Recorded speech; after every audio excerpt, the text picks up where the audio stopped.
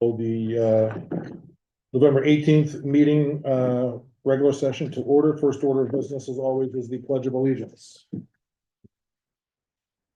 Pledge allegiance to the flag of the United States of America and to the republic which stands one nation under God, indivisible, with liberty and justice for all.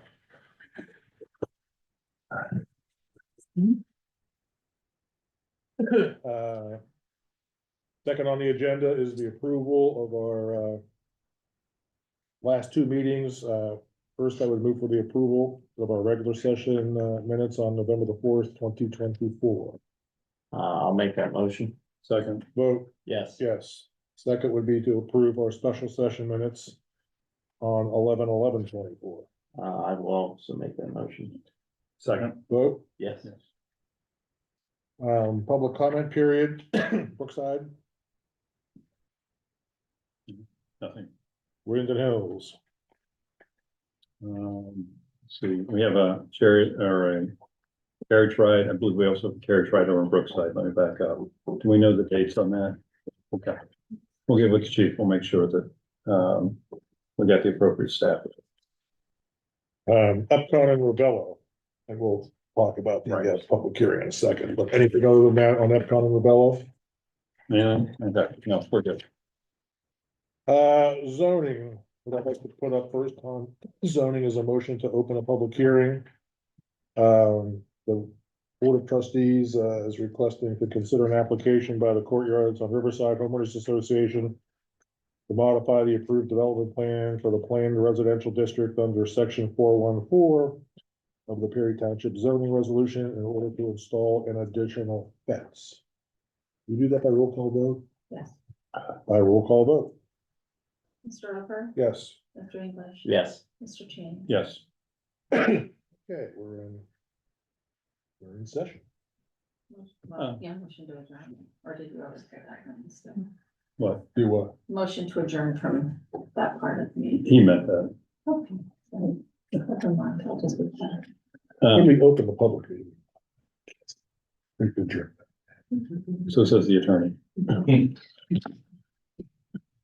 So Mr. Chairman, this is a request to, and I'll have Mr. English kind of help me here.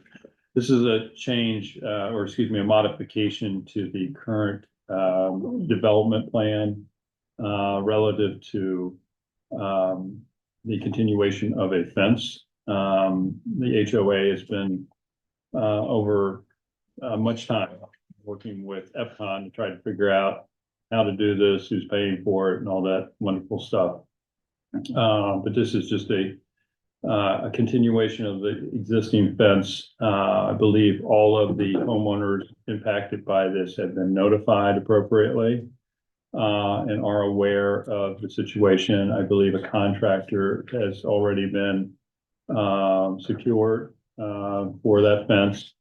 And there is no expense to the township regarding the installation of this fence. It's just a request to modify their current development plan. Did I miss anything? Okay. Nope. Andy? Nope. Okay. So I would, we gotta do that out of session, right? Or, okay. So we could, unless there's other questions, Anybody here to speak for or against? oh, yeah. You need to ask that. Is anyone here in attendance that wants to comment either for or against this? Hearing no opposition, we just move the vote. We need to close this. Yeah, close. You have to close first and then take a motion. Okay, I make a motion that we close our public hearing on the Courtyards of Riverside modification. Mr. Chair, I move to, Well, we got to second that. oh, I'm sorry. Yes, second. Vote. Yes. Okay, we're back in regular session. Mr. Chairman, I move to approve the application submitted by the Courtyards on Riverside Drive Homeowners Association, Inc. to modify the approved development plan for the planned residential district under section 414 of the Perry Township zoning resolution in order to install an additional fence that will continue that project forward. Second, Vote, yes. yes. Yes. Okay. Home. Well, they want to get a copy No, of that. they want first. their- Yep. So, Okay, can you get a receipt for them? resolution. Oh, Yeah, I'll thanks. make a copy of this one.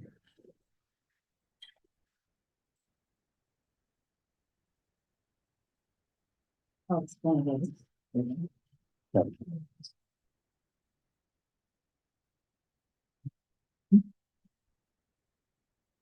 Thank you. Merry Christmas. Thank you. Thank you very much. Mr. Chairman, if you want, if we want to go back to zoning, then I can do this. Sure. Under old business, there are two things. First of all, the problem property at 3366, so Oakmore has been, taken care of. The, unlicensed car that sits there for a year is now licensed and it has been moved and cleaned. The property is looking better. I haven't closed the file on that yet, but they made tremendous progress on that. So we did get the, invoice for the, Riverside Drive property. That has been cleaned as well, and that invoice has been submitted and paid. Under new business, we do have a tentative date of December the 3rd for a hearing, a variance for the Board of Zoning Appeals. And it's 24-VAR-004. This is for the white vinyl fence installed at 995 Blind Brook. That was given a permit in error, and the owner has subsequently filed for a variance, and it's tentatively scheduled for Tuesday, December 3rd, and I have both public notice and the letters to go to the neighbors prepared, and those will both go out Wednesday, which gives us more than 10 days, but gives us plenty of time. So that is will be on the agenda for December the 3rd. Remind me of the details of the white vinyl fence on Blind Brook. I know there was an issue about where it was located. Well, there was an issue about where it was located, but that was resolved. The initial issue was that I got a call that a crew was out measuring for a fence on a property that didn't have a permit. And so I went out to the property and met the homeowner and the contractor, explained to both that they needed a permit. And so the contractor came in to the office that afternoon with his plans and his check to submit a application for a permit for the fence. And I was in a rush a little bit, but the materials that are used on the fence are white vinyl. There was supposed to have been a change to the code to allow that color in that district. The change to the code never occurred. It was left out of the last change. And so therefore, under the current zoning code, that fence is non-compliant. So. So we're adding that item to our list of things that needs to be This revised. is the Board of Zoning Appeals hearing separate from Board of Trustees, so it'll be the day after your next meeting. But all of that will be communicated to the members by me, communicated to the members of the Board of Zoning Appeals by me, so that everyone will know the circumstances, and I have photos and all that, so. There's a relatively new white vinyl fence on Circle on the Green around that house that has the pool. How'd that get That fence was never permitted. built? Yeah, and I've been in communication with that contractor, so that fence was, but the pool, the patio, all that was permitted, the fence was never permitted. Anything else having anything to do with fences tonight? Road department. Eli is not gonna be here to do this, salt barn update, I'll just give a little one. The walls are up, the pads for the dumpster and the salt barn are poured, they were poured today. Last I heard, they were wanting to schedule delivery of the structure the week of Thanksgiving or the week after Thanksgiving. I haven't heard a date on the asphalt. Jaeger is gonna be out here later this week to kind of saw cut where they tore up and take some of that and prep it for asphalt. But hopefully we'll have a better idea after our 2:30 meeting tomorrow with Eli. That's it for the salt barn. Before you go on, so Mr. Chairman's gonna ask you this question, so what do you think, as far as completion of it? And keep putting salt in it. Their goal was December 18th for the completion, Mhm. is what they were shooting for. That was punch list items, finishing them up that week. We need to see how long the dry time is for the sealant they're putting on, before we put salt in it. I don't want to put it in too early. Right. We're waiting to see there. What I've read, 3 days is the dry time, but I don't know. I've been trying to find other information on. Is that based on temperature and things like that? So before the end of this year, we'll have a salt barn. Oh, yeah, that's. Okay. I drove back there tonight, put my bright lights on, cause you know, it's dark, but it's looking pretty good. It's looking good. It's nice to see something up there. Yeah, I had EMI, there's a landscape drawing inside the Dropbox. EMI is doing the east side of the parking lot, the entrance. I asked them to come out and look at the west side to kind of match it. They did a drawing. I was a little sticker shocked when I saw the numbers. I think it is something after looking at the drawings. The road department could probably do it themselves in the spring. So I just put that drawing in there for you guys to see. Wow. Do you know what it? I'm not, The numbers to replace, right, to demo, replace the trees, there's 10 trees, I think, quoted. Same kind that's out there right now, and then 91 taxes. The number was right there at 60,000 with. if you want, I've got plenty of other companies, if you want me to put it in front of other people, so. It's up to you guys. I just wanted it out there to kind of start the discussion. Yeah, when you, I'll grab it and send it to some of the people that I know and get a number. Yeah, the hicks I use, they quoted are 36 inches.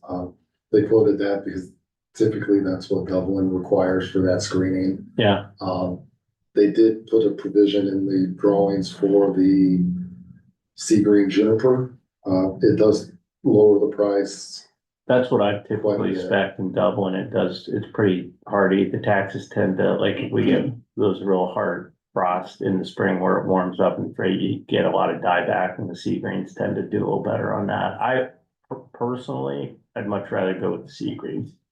Yes, they're doing the taxes on this side. That's the reason I Yeah, went I know, had yeah. to quote that with the change. They were doing that with the taxes to kind of create the hedge. Told me they grow up instead of out as much, or the seed green grows out, Yeah, and we'd be having more maintenance to keep them kind of trimmed up. But that was just out there, kind of to start the discussion. okay. Can I just jump on that for a second? I emailed you folks and information from John Levanek. They were hoping to have this out here done right after Thanksgiving, so they're gonna have to push it out. There was an issue with getting a pole. I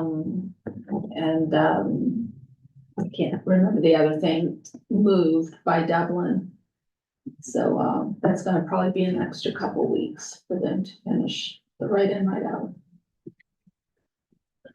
Because of the poll, because Dublin wants the poll somewhere, or? Well, what was it? Dennis was ready and on their schedule, it was supposed to have been done. Mhm. But then when they followed up with Dublin, they had it on their spring schedule to do. So they did some negotiation and Dublin's gonna get out and make that move. And then they can go ahead and finish it up. I said it just before, maybe an early presentation. Anything else on the road department? Well, that's it. Fire and EMS. Hear anything from the chief at all? Anything on the police? Mm. We'll start our negotiations this week. This week or next, I gotta forget the date. Yeah, I but can't remember, I haven't seen the contract yet. For next year's contract, next 2 years contract, other than that. Madam Administrator, Employee benefits. Michael and Justin together proposals, Chet and I had a discussion last week with them. There's some different options there.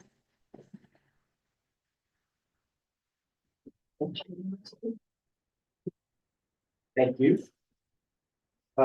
We just kind of put together just a quick synopsis, quick high level of both the medical and the ancillary benefits for you all to review. So if you flip the page there, that first part, you got your current program with Medical Mutual.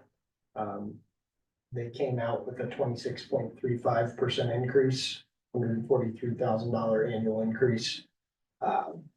Went to market, did a full comprehensive market review, found some competitive options and used that to leverage and negotiate with Medical Mutual, or at least attempted to no avail, unfortunately.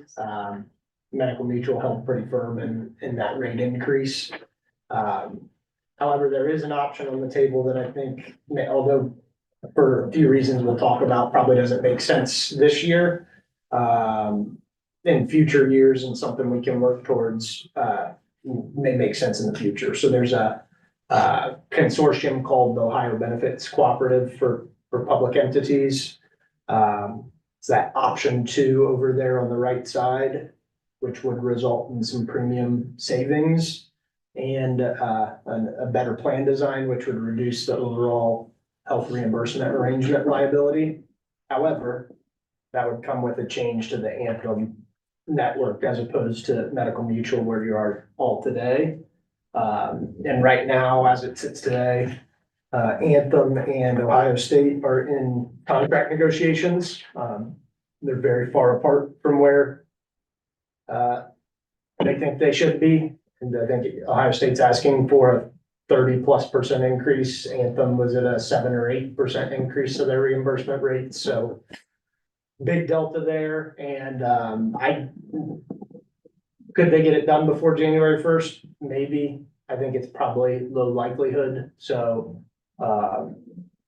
that's something that'll probably get done sometime next year. And I just think of that as a employee disruption, in so that would mean Ohio State business would be out of network. would be out of network, correct? Yeah, for a period of time. All those would be back and reprocessed, but with a lot of heartache and pain. We've gone through that before, and it's not a fun process to go through. So But that doesn't happen with this option 1. option 1, Anthem would, no, that still exists there too. We just kind of focused on option 2 because of the additional savings there as opposed to option 1, but same deal. So any move to Anthem, no Ohio State. Correct, for this time being. Now, if we talk again like this next year, I would anticipate that contract is done and, be in a much better position. And that also gives your team time to, make this a part of any negotiations, also have conversation with the workforce to ensure whether doctors of everybody that they're seeing are in network, just a little more lead time with the transition as opposed to, ripping the Band-Aid off, knowing that there would be changes, especially on the pharmacy side. That's where we see the most significant changes when you move carriers is, what drugs are covered, how are they covered, and, what tier, how much is out of pocket, those types of things. So how much time do we have between finding, doing that due diligence to the point where we've got to make a choice? Next year or this year? I mean, for next year. Or next year, like you've got plenty of time and really the process starts, we'll meet with you all quarterly. Mhm. But the process where we'd actually dive deep into, you know, the rates and seeing how that changed, we can only start that about 120 days out from January 1st, so September 1st. Mhm. But the surveys and things of sorts to determine, you know, are people's doctors in network, providing provider links and things of that sort for people to be able to do their own due diligence. You know, all that stuff can happen, you know, Yeah, so mid-year, next year, I think. how we kind of looked at it. First of all, we've made some really major changes. Correct. So Agreed, we have a new broker, we have a new administrator for the APA. And I know that change is hard, for everyone. Sometimes more than others, but, and I know those numbers look enticing, when we talk about the consortium. But one of the things that we've talked about, up to this point is that we really don't know. We've had one experience with Anthem, and that was 14 years ago. Things change in 14 years. But one of the things we don't want to happen is for doctors not to be in network, for certain medications that you take not to be covered. And those things do happen when you change carriers. This would give us, I view this as a process, and this would give us some time for people to do their due diligence, for us to do our due diligence on the carrier, and start looking at potential savings down the road. That makes sense for everyone. I know people are generally wedded to their doctors. It's important to them. Their medication is important. Their hospitals that they go to are important. We just want to kind of make sure that that all was in place before we make that major jump to a third major change. So, that's why we're, tended to look at staying with MedMutual for the time being. And then with the anticipation that there is a great chance, if everything does work out, that we would make a change in carriers or possibly a change with a consortium, and save us money down the road. Anthem's gonna have to strike some kind of deal with Ohio State. Oh, yeah, it'll get worked out, it's just in the. You, in you the can't interim. function in central Ohio if you exclude. Correct. So for example, this happened about a year and a half ago with Cigna and Mount Carmel. Cigna and Mount Carmel is operated by Trinity Health Systems. Trinity Health Systems and Cigna had a dispute. You know, it went 7 months unresolved. So during those 7 months, any visits to Trinity Health System physicians in the Mid-Atlantic from Ohio down to Florida were considered out of network. Those all got reprocessed, but in that time frame where that was out of network, that was a disruption for our clients who had Cigna. So I mean, I think any other year, our recommendation would probably be to consider this and make that jump. I think with the unknown of the Anthem negotiations and that being totally out of our control and you all's control, I would hesitate to do it this year. And especially with all the other changes that have occurred, and take the year to kind of get the pulse of the workforce, prepare them for change and not necessarily rip the Band-Aid off all at once. That'd be what I would do if I were in you all's shoes, so.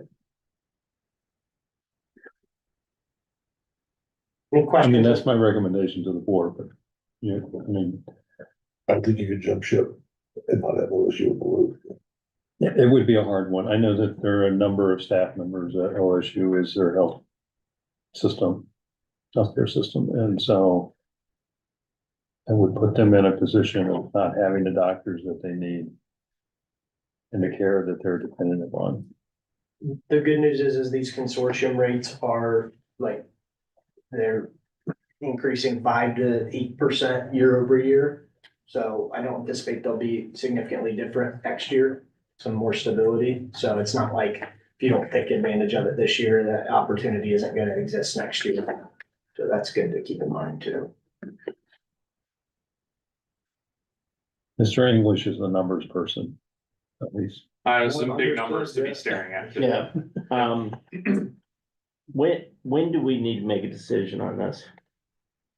Ideally, I mean, from an open enrollment standpoint, if we were to make a carrier change, I think we've got open enrollment scheduled the first week of December, The fourth, fourth. so So, you folks will have a meeting on the second. yep, so with that timeline, if we were to switch to Anthem now, you would be looking at, we'd probably get our election, your employees' elections over to Anthem that second week of December. ID cards probably wouldn't be in hand until the second week of December. If we were to make a change and we decided today we're making a change, we would probably push to have the current enrollment just uploaded. That way ID cards would be there on day one, and then if anybody made changes, we could go back in after the fact and make those changes. Because having ID cards in hand is always, ideal, January first. So to answer your question, when would you have to make a decision? I would say sooner rather than later, ideally before Thanksgiving, because we need to put together our, open enrollment materials for the workforce too, and being that that's December 4th, right? Getting pretty tight there, so. But are you looking for a vote tonight?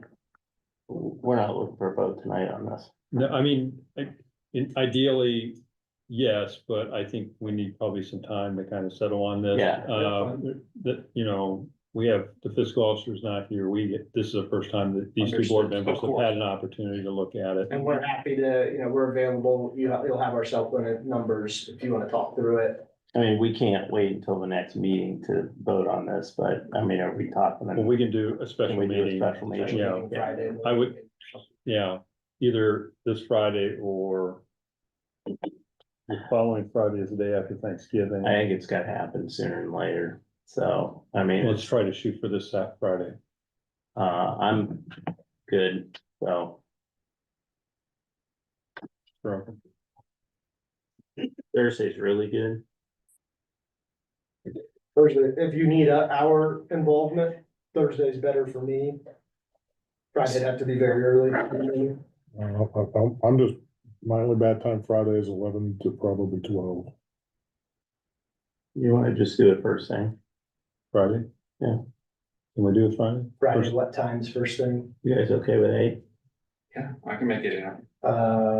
If we could do it in 30 minutes, I can do 8, otherwise 7:30 would put me in a better spot. Yeah, I think, I mean, 7:30. Is 7:30 too Yeah, We early? do 7:30. no, I can do 7:30. Okay, Yeah. let's do 7:30. Why is this gonna take an hour?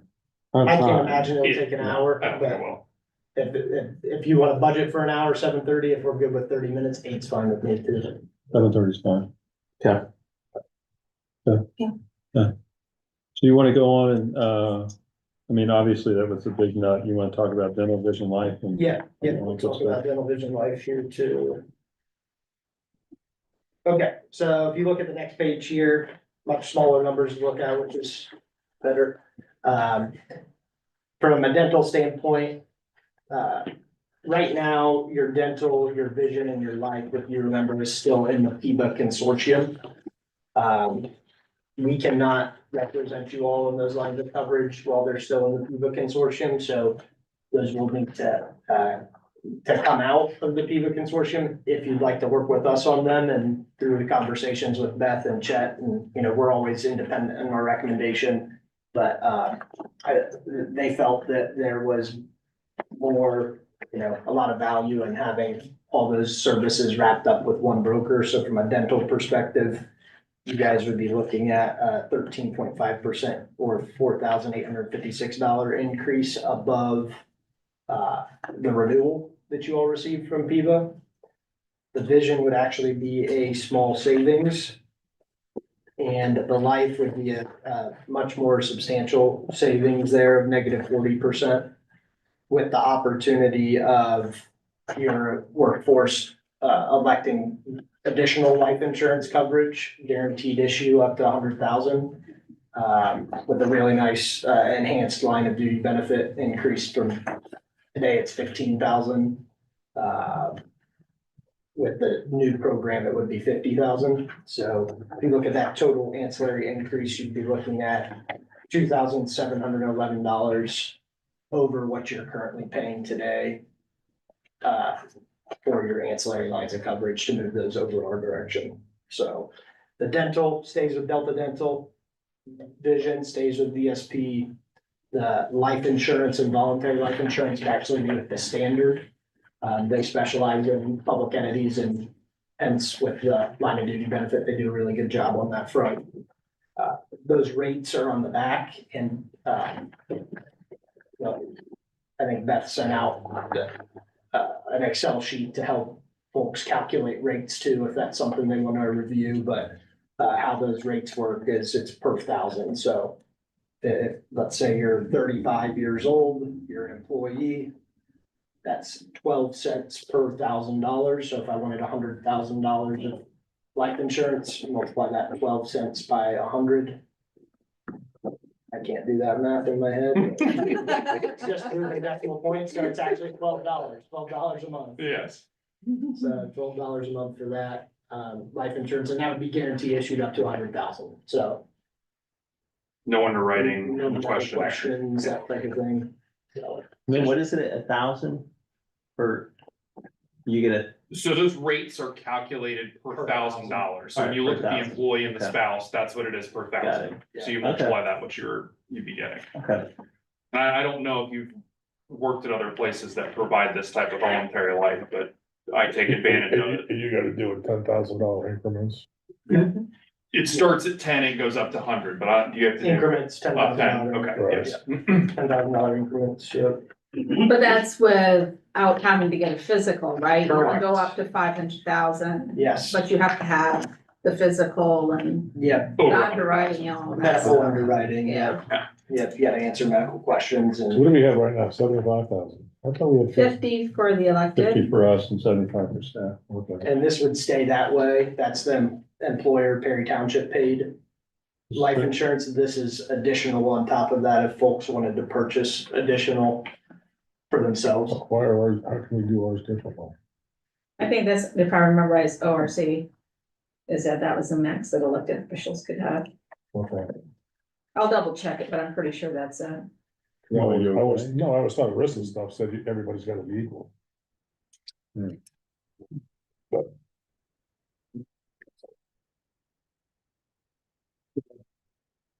Just to go back to some of the ancillary, the dental is an enhanced benefit over what you currently have, along with the vision, as well, and then the life is also enhanced, too.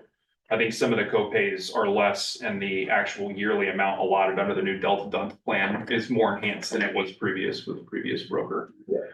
So just to hit upon that, I'm glad you raised that issue. Yes, What are the enhancements?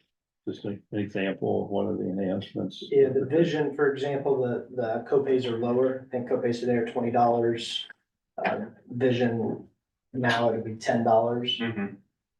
On the dental, I can't remember off the top of my head, but I can get back to you with what an enhancement is on the dental side. I think it went from 50% coverage on orthodontia That's to what it was. 80% coverage, and then I think the allotment went from 1,000 to 1,500. I can't On the remember. out of network side Correct. specifically, out of network coverage, I think was 50% for orthodontia on the current program. This one would be 80.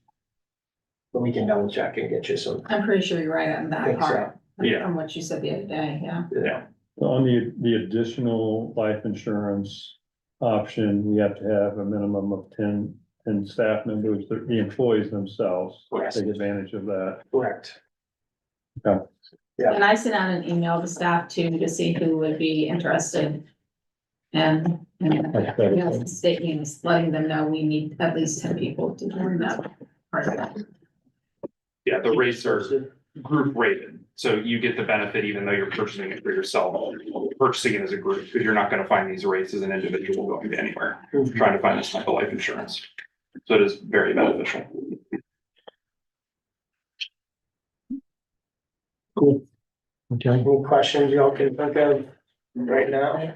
Well, you guys will have time to look over it this Sure. week and we can get into the weeds, Friday. on Friday Do you, morning. do you too. guys have like a breakout of this, you Yes. know, if we stay, like, to see the whole, Plan designs. yeah, exactly. Dollars, yeah. Yeah. So we'll get more in detail Friday. Yeah, I mean, can you send that in advance? Yeah. Would be happy to. Yeah. definitely can. That'd be much, Is that what she gave? Yeah. Yeah, that I emailed out to all of you guys Okay. a few days ago, Yeah. but I'll resend it. I've got it right. in my- And if there's anything as you look at that, is not in there that you'd like to see from a modeling perspective, I'm sure we can put something together, so. Friday morning, 7:30. Yeah. Yes, sir. Do all that. Appreciate you. Done. Thank you guys. Thank you. Appreciate it. Beth, anything else? Let's see, Chet, did you want to talk about the boardies? We had that conversation with Jim Joel, Oh, or is that not gonna worry about it, right? what do you think about it? Okay. I know we had a conversation with Jim Jewell. Yeah, he was talking about the potential of detaching. Oh, that's what it was. Okay, sorry. So, police department, had inquired about the process for capital, budget funding. We did not apply for capital budget funding in 24. It will be available in 26. And generally you have to have kind of like a bipartisan sponsor, one in the House, one in the Senate. Fortunately, or unfortunately, we're getting a little slim on one side and more on the other side. But the point is that we want to sit down and talk to him about for facilities. Could we go and get this money? For instance, Norwich got $1 million for the construction of their fire department building. And so, one of the things that he raised is that we should explore the opportunity, and Jim Jewell, I'm sorry, is the township administrator for Prairie. We should potentially explore the option of detaching from the city of Dublin. I only know if that's an option. I mean, I never heard of that. But I didn't know if the board would allow us to go ahead and just ask the legal question. Is there a process associated with that? This would be, Obviously, we detached a lot of properties, but that was a I think you're- mutual agreement with Columbus. I think you're opening up a lot of worms with it, because especially with the agreement with Mount Carmel, you know, and everything like that, I think there's a lot of hair on that. I don't have a dog in that fight. I Yeah. mean, one way or the other, if we do run into problems, we have a couple of different tools in our toolbox to resolve that. But I just wanted to run it because it was brought to us. I wanted to run it by the board. Right. I'm happy to do nothing with it. Okay. Neil, And your Dropbox was, it's time to renew with Huntington. The information, as I said, is in your Dropbox. It's the agreement for deposit of public funds. The term would be from 1/1/25 through 12/31/2029. They take care of the bulk of our CDs, our savings, and our regular bank account. So I just needed an approval to go ahead and. I'll make a motion that we approve our agreement with Huntington.